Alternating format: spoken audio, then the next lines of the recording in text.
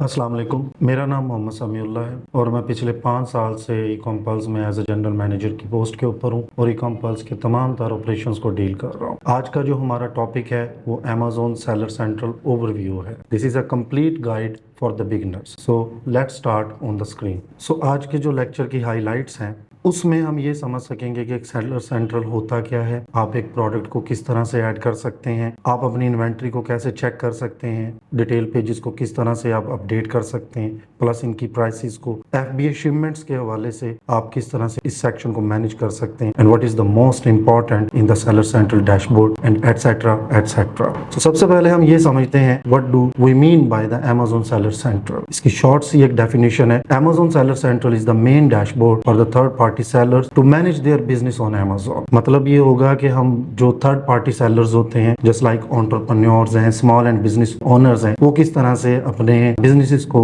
इसके ऊपर कर सकते हैं और अमेज़न उन्हें क्या सर्विस प्रोवाइड करता है, तो ये सीखते हैं। It let's seller handle listing, inventory, order, advertising, performance tracking and all types of the reports all in one place. So अब हम ये समझते हैं कि इनको कौन लोग यूज कर सकते हैं, एंटरप्रेन्योर। सो एंटरप्रेन्योर्स को हम इस तरह से समझेंगे कि ये वो लोग होते हैं जो आइडिया को लेते हैं और उसके बाद उस आइडिया के रिस्क को समझते हैं और अपना बिजनेस को स्टार्ट करते हैं और प्रॉफिट मेंटेन करते हैं। Small and the medium businesses, अब ये वो लोग होते हैं जस्ट लाइक आप ऐसे समझ लें कि कोई ग्रोसरी स्टोर है तो वो किस तरह से अपने बिजनेस को ऑनलाइन कर सकते हैं। प्राइवेट लेबल ब्रांड ओनर्स, ये थर्ड टाइप है। इसको इस तरह से समझेंगे कि जस्ट लाइक एक आदमी है वो वाटर बोटल्स को चाइना से परचेज करता है, उसके ऊपर अपना ब्रांड लेबल करता है और अपने बिजनेस को लॉन्च कर देता है। So large companies looking to expand online, just like Nestle है, यूनिलीवर है, ये कंपनीज अपने आप को किस तरह से परफॉर्म करती हैं तो अमेज़न के ऊपर उनका बिजनेस स्टार्ट करते हैं। अब हम समझते हैं dashboard of the seller central. तो इसके लिए हमें स्क्रीन को फोकस करना पड़ेगा। आप कर्सर की तरफ फोकस कीजिएगा। जिस जगह पे कर्सर मौजूद है वो 3 बार्स हैं, यहाँ से मेन्यू बार ओपन होता है। ये जो चीज है ये अमेज़न का होम बटन है, यहाँ से आप अपनी मार्केट को स्विच कर सकते हैं। Sorry for the red circle, यहाँ पर हमने सिक्योरिटी को मेंटेन करने के लिए अकाउंट का नेम को हाइड किया हुआ है। तो anyhow we will perform this on the live Amazon seller central. ये एक सर्च बार है that you have any idea to search. आप यहाँ पर लिख सकते हैं just like how can you add a product, तो आप यहाँ पर लिख के अमेज़न आपको गाइड कर देगा। ये एक मैसेज बॉक्स है, अगर आप इसको देखें ये सेकंड ऑप्शन रेंच टूल या रेंच आइकन, अभी हम पढ़ेंगे नेक्स्ट स्लाइड में कि किस तरह से हम चाइल्ड एक्सेस को मेंटेन करते हैं। ये एक इंग्लिश चेंज करने वाला एक आइकन है और ये हेल्प, अगर आपने कोई केस ओपन करना है तो आप किस तरह से केस ओपन कर सकते हैं तो ये आपको बताएगा। This is the very important section. यहाँ पर एक एक्शन होता है, जितने भी आपने केसेस ओपन किए हुए हैं या कोई कस्टमर ने आपको मैसेज किया हुआ है तो आप यहाँ से उस चीज को फिल फॉर देख के फौरन रिप्लाई कर सकते हैं। यहाँ पर आपकी सेल शो हो रही है इस टैब के अंदर, जितने भी ऑर्डर्स हैं वो सेकंड टैब, और कौन से ऑर्डर हैं, FBM है,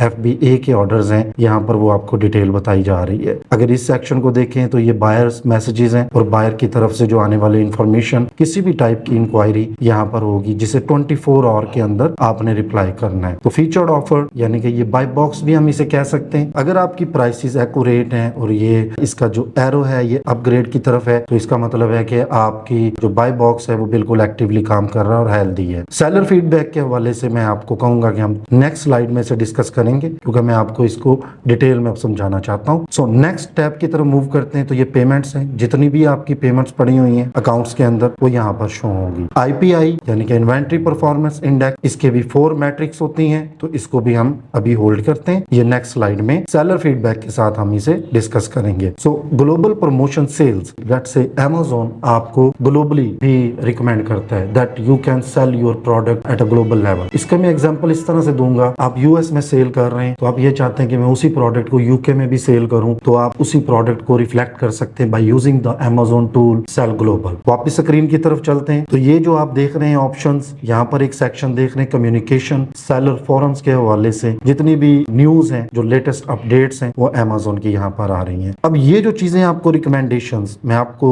एक लाइव अकाउंट के ऊपर भी दिखाऊंगा। ये जस्ट लाइक आप एक स्टिकी नोट्स वाला कंसेप्ट समझ लें कि आपके घर में एक सेक्शन बना हुआ है जहाँ पर आपने बड़ी इंपॉर्टेंट चीजों को आप नोट करते हैं और वहां पर पेस्ट कर देते हैं। तो अमेजोन ने भी इस ऑप्शन को यूज किया हुआ है अपने सेलर सेंट्रल के अंदर। वो जितनी भी इंपॉर्टेंट चीजें होती हैं वो स्टिकी नोट्स की तरह डिस्प्ले कर देता है ताकि कोई भी सेलर हो उन चीजों को फोकसली वो देखे और उनके ऊपर एक्शन परफॉर्म करे। ये बड़ी इंपॉर्टेंट चीज है। यहाँ पर हम ये समझेंगे जो प्रीवियस हमने अभी डिस्कस किया है, रेंच आइकन जिसे अमेजोन सेटिंग भी कहा जाता है। तो यहाँ से किस तरह से आप अपनी यूजर परमिशन ले सकते हैं। आप देखें यूजर परमिशन, एक अकाउंट का जो यूजर परमिशन होता है, इट मींस दैट अमेजोन उसे समझता है कि ये यूजर परमिशन एक मैनेजर है, एक सेलर सेंट्रल का ओनर और है, वो डायरेक्टर है, और यूजर परमिशन वाला जो भी आदमी है, जो भी वर्चुअल असिस्टेंट है, वो यूजर परमिशन वाला एज अ मैनेजर है। अब ये क्यों जरूरी है? क्योंकि आप डायरेक्ट अकाउंट को जस्ट लाइक वो यूएस बेस्ड अकाउंट है और आप उसे पाकिस्तान में नहीं ओपन कर सकते। So for this you need a user permission. आपको एक ईमेल आईडी चाहिए होगा और आपको एक पासपोर्ट, अगर आप यूके की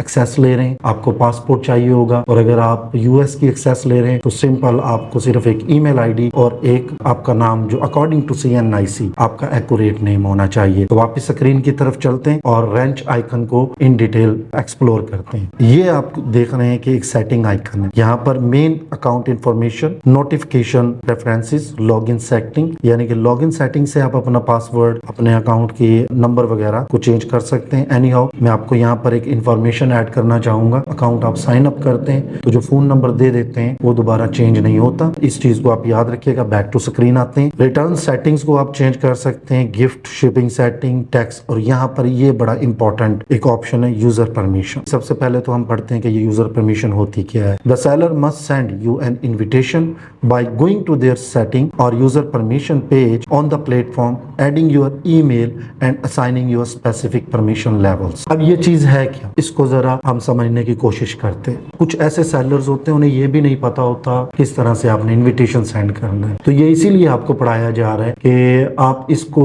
समझ के अपने क्लाइंट से ये कह सकें कि आप देखें जी वहां पर एक रेंच आइकन होगा, उसको क्लिक करें, वहां पर एक यूजर परमिशन का ऑप्शन होगा। आप यूजर परमिशन के ऊपर क्लिक करें, वहां पर आपसे ईमेल आईडी पूछेगा, आपको वो ईमेल आईडी आप उसे अपने क्लाइंट को प्रोवाइड करेंगे। आप अपना एक्यूरेट नेम जो देंगे अपने क्लाइंट से कहेंगे इसे मेंशन करें। वहां पर आगे एक ऑप्शन होगा इनविटेशन का। वो जैसे ही इनविटेशन के ऊपर क्लिक करेगा तो एक ईमेल आपकी तरफ मूव हो जाएगी जो आपने ईमेल आईडी अपने क्लाइंट को प्रोवाइड किया है। अब आप उस ईमेल आईडी के ऊपर जाएंगे और वहां पर क्लिक करेंगे और उस इनविटेशन को एक्सेप्ट करेंगे, एंड देन फिर आप अपने क्लाइंट्स को कहेंगे कि हमने जी इनविटेशन एक्सेप्ट कर लिया है, सो अब आप जो है हमें परमिशंस दे सकते हैं ऑफ द डिफरेंट लेवल्स। तो यहाँ पर अब आपका क्लाइंट आपसे फिर मजीद आप उसे यही ट्रैक दोबारा बताएंगे कि आप यूजर परमिशन में जाएं, वहां पर मेरा नाम शो हो रहा होगा और वहां पर परमिशन को ग्रांट कर दें। सो आई होप कि आप कंप्लीटली अंडरस्टैंड कर गए होंगे। जब हमने डैशबोर्ड को स्टडी किया था अभी पिछली स्लाइड में, उसमें मैंने आपको दो चीजें होल्ड करवाई थी। एक करवाया था सेलर फीडबैक और दूसरी मैंने आपको कहा था कि IPI जो स्कोर वहां पर शो हो रहा था 380 के अराउंड, आपको मैंने कहा था कि इसे हम नेक्स्ट स्लाइड के ऊपर हम इसको डिस्कस करेंगे। सो बैक टू स्क्रीन आते हैं वापस। अच्छा, मैं आपको ये बताना चाहूंगा कि सेलर फीडबैक और कस्टमर रिव्यू में फर्क होता है। इसमें there is a distinct level. इसमें बहुत ज्यादा फर्क भी हम कह सकते हैं कि जो रिव्यूज होते हैं इनको हम समझने की कोशिश करते हैं। Reviews are about the product quality, features and values, while the seller feedback focuses on the entire purchase experience including customer service, shipping and the seller handles of concerns. अब इस चीज को हम स्टेप बाय स्टेप समझने की कोशिश करते हैं। सबसे पहले हम रिव्यू को पकड़ते हैं कि रिव्यू क्या चीज होती है। देखिए, रिव्यू जो चीज होती है वो कस्टमर जो होता है एक प्रोडक्ट को परचेज करता है, उसकी क्वालिटी को चेक करता है, उसके फीचर्स जो आपने बयान किए हुए हैं, डिस्क्राइब किए हुए हैं अपने टाइटल में, बुलेट पॉइंट्स में और अपनी डिस्क्रिप्शन में या A+ कंटेंट के अंदर, तो वो उन फीचर्स को मैच करता है। And the third thing is that कि वो वैल्यू चेक करता है। ऐसा तो नहीं है कि आप $2 की चीज को आप $20 में बेच रहे हैं। तो ये तीन बड़े इंपॉर्टेंट फैक्टर होते हैं एक कस्टमर रिव्यू के हवाले से,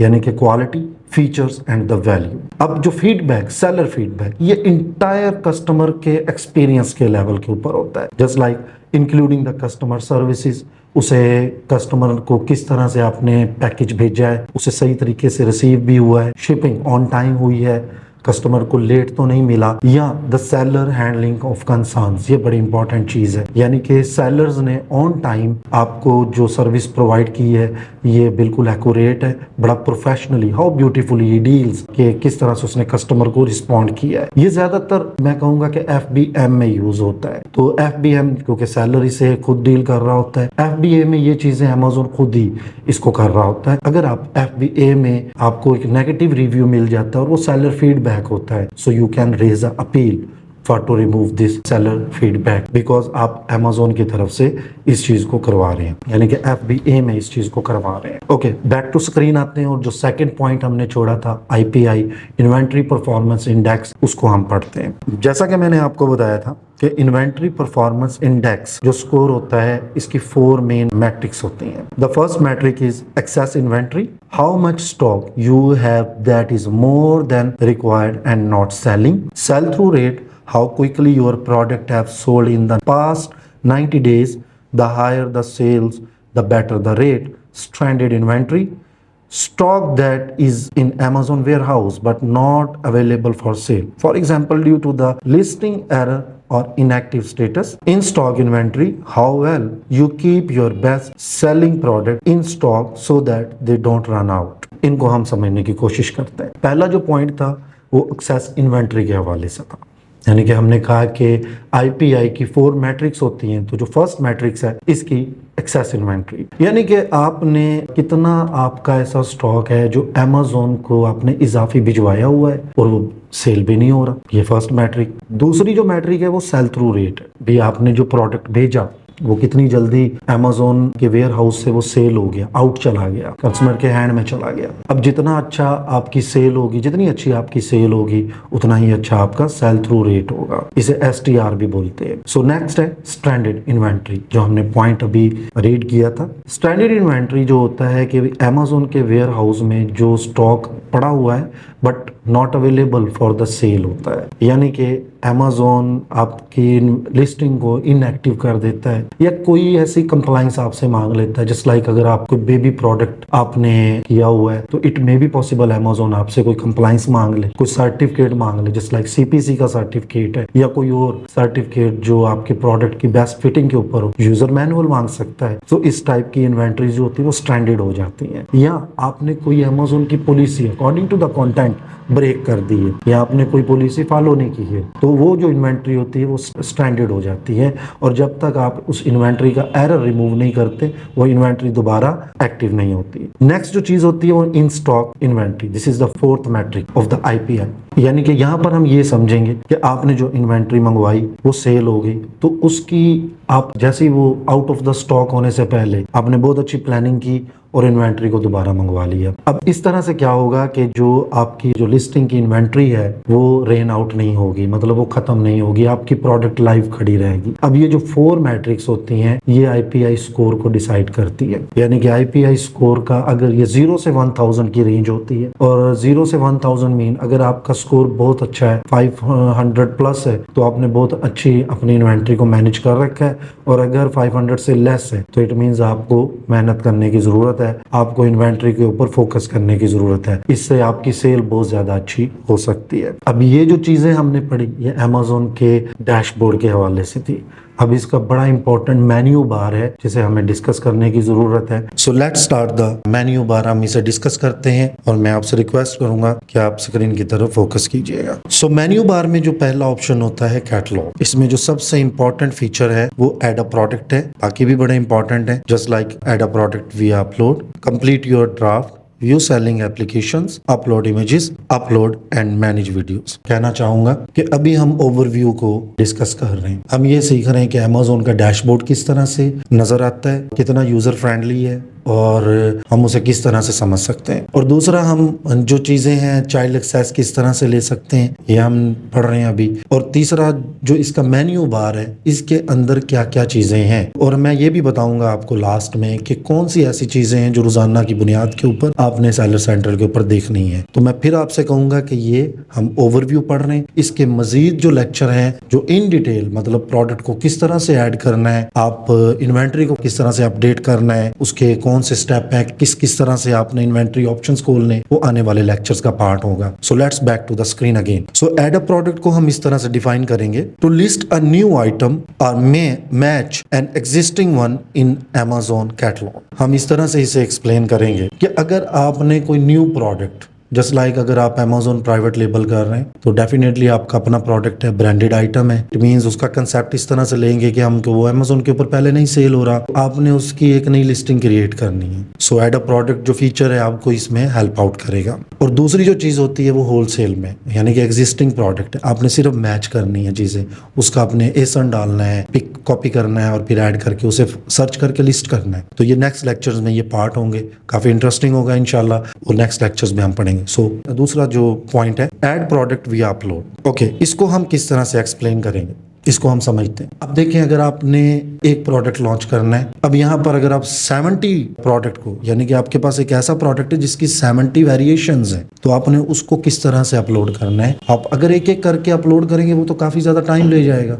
तो Amazon ने आपको यहाँ पर एक ऑप्शन दिया, ऐड अ प्रोडक्ट विया अपलोड, यानी कि Amazon आपको एक टेम्पलेट प्रोवाइड करेगा। उस टेम्पलेट में आपने अपनी तमाम चीज़ें ऐड करनी है और ऐड करने के बाद उसे अपलोड कर देना है। अब जब वो आप अपलोड करेंगे वो सारी चीज़ें ऐड करके, तो एट वंस आपकी जितनी भी प्रोडक्ट हैं वो ऑटोमेटिकली ऐड हो जाएंगी Amazon के कैटलॉग के अंदर। अब उसको किस तरह से करना है, वो फीड फाइल होती क्या है, वो टेम्पलेट किस तरह से होता है, वो हम आने वाले लेक्चर्स में कंप्लीट करेंगे। नेक्स्ट जो चीज़ होती है वो कंप्लीट योर ड्राफ्ट। अब इसको समझने की कोशिश करते हैं। लेट्स से कि आप कोई प्रोडक्ट ऐड कर रहे थे, अचानक बिजली चली गई या आपका लैपटॉप जो है वो बंद हो गया, तो Amazon वो जो चीज़ होती है जो आप ऐड कर रहे थे उसका डाटा अपने अंदर सेव रखता है। जैसे ही आप अपने लैपटॉप को दोबारा एक्टिवेट करते हैं और दोबारा आपको फिर शुरू से अपना डाटा अपलोड करने की ज़रूरत नहीं होगी, आपको जस्ट Amazon कहेगा जी कि आपकी ये जो चीज़ है ये ड्राफ्ट के अंदर मैंने सेव कर ली है, इस प्रोडक्ट की डिटेल्स को आप चेक करें और दोबारा अपलोड कर दें।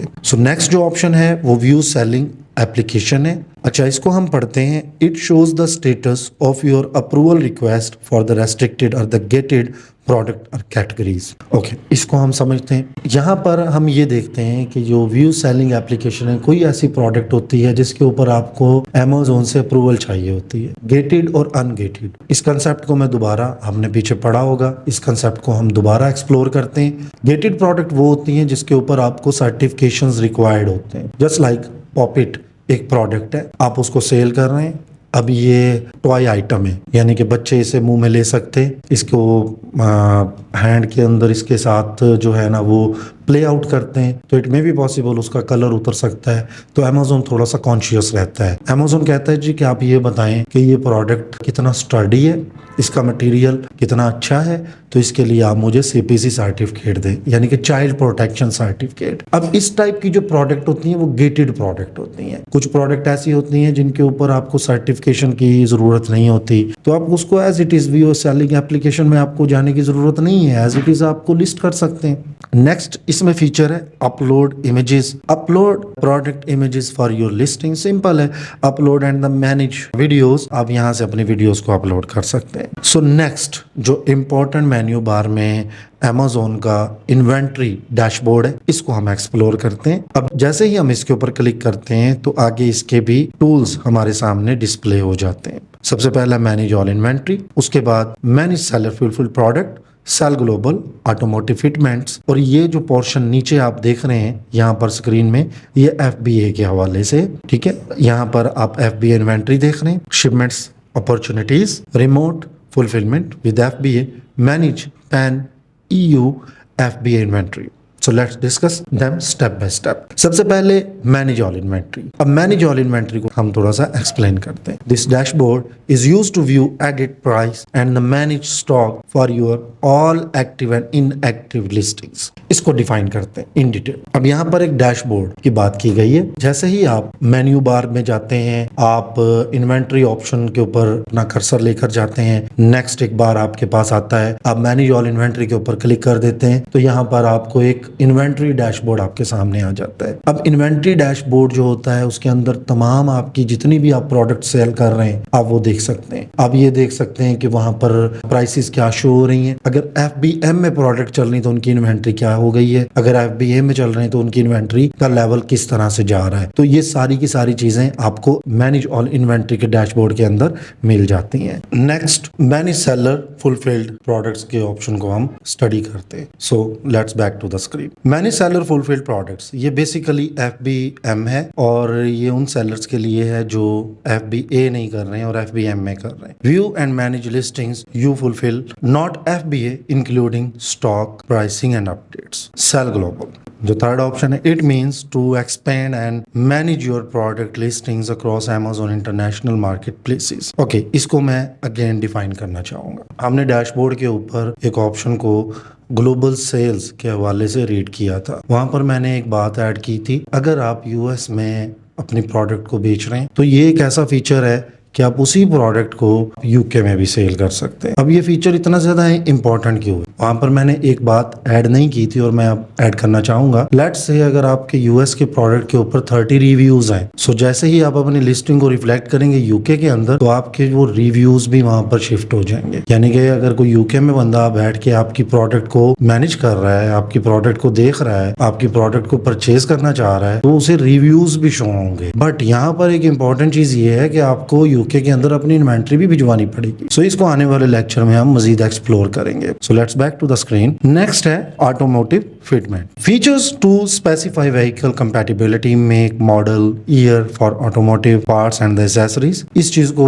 मैं ज्यादा एक्सप्लेन नहीं करना चाहूंगा क्योंकि आपने समझ ही लिया होगा कि ये ऑटोमोटिव मॉडल्स के हवाले से ये चीज आपको बताई जा रही है। तो यहाँ पर वो वाले प्रोडक्ट होंगे, वो वाली लिस्टिंग्स होंगी आपकी जो ऑटोमोटिव फिटमेंट के हवाले से। बैक टू द स्क्रीन और नेक्स्ट सेक्शन जो आपका Amazon FBA है। अब यहाँ पर जितनी भी आपकी इन्वेंट्री Amazon के वेयर हाउस में मौजूद है वो वाली इन्वेंट्री, वो वाली लिस्टिंग्स आपके सामने आएंगी इस डैशबोर्ड के अंदर। Dashboard to track, manage and replenish product stored in Amazon fulfilment centres. यानी कि FBA इन्वेंट्री में जो इन्वेंट्री आपके Amazon के वेयर हाउस में मौजूद है, अगर उसको रिप्लेनिश करना है, आपने एक नई लिस्टिंग लॉन्च की है, आपने इन्वेंट्री भिजवानी है, जिसे हम रिप्लेनिश भी बोलते हैं, आप उसको यहाँ से कंट्रोल कर सकते हैं। उस प्रोडक्ट की प्राइस को भी आप यहाँ पर कंट्रोल कर सकते हैं, ऐड कर सकते हैं। उसकी प्राइस को बढ़ाना है, कम करना है, वो आप देख सकते हैं। यहाँ पर आप एक और भी काम कर सकते हैं। अगर आपने टेक्स्ट ऐड करना है, मजीद फर्दर टेक्स्ट ऐड करना है, टाइटल के अंदर बुलेट पॉइंट में कोई कीवर्ड्स ऐड करने हैं, वो आप यहाँ पर ऐड कर सकते हैं। तो नेक्स्ट ऑप्शन की तरफ देखते हैं जो कि शिपमेंट है। This is the very important section to create the track and manage inventory shipment send to Amazon fulfilment centres.